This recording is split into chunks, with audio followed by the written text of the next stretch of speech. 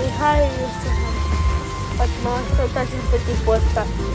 Ce viitor îl batem. Acolo este gaz. La...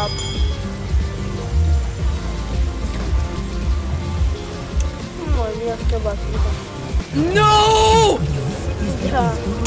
No! Da, băi. O să l-am văzut. Ce ușor e. Da, păi hai să... Nu vă mai țineți foarte mult cu... Asta, nu. Hai mai facem ceva în câtam, 3 top pe mastery.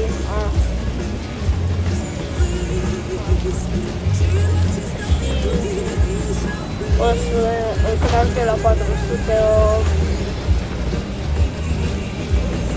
o să le luăm. Dar ce am nevoie? Cred că de foaie rese. Uite, băgrăm unul ăsta cu poate.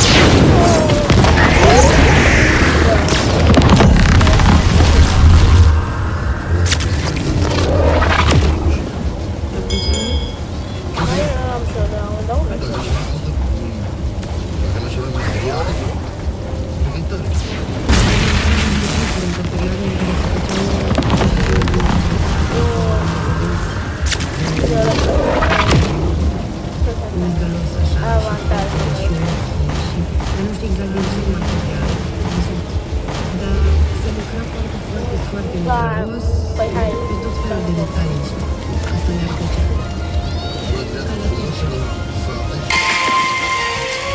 gata, în final 400 master. Hai să ne ducem la în final cu bilete, am făcut să ne ducem cu Dragonul la Hydra Island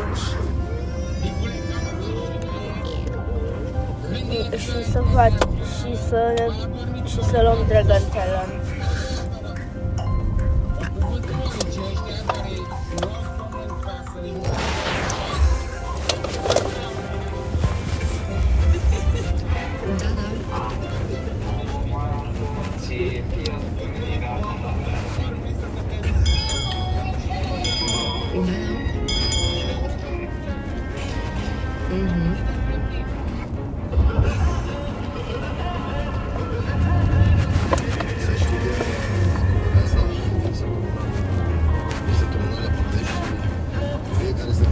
Hai că merg și până la meu, pe server, dar nu știu dacă ați jucat că na. Aici să ne jucăm. Am luat frățile. Am fost surprinsă ieri. Gata, am lăsat. Hai să vă arătăm. Sper că dacă video a fost de ajutor, ne-am arătat.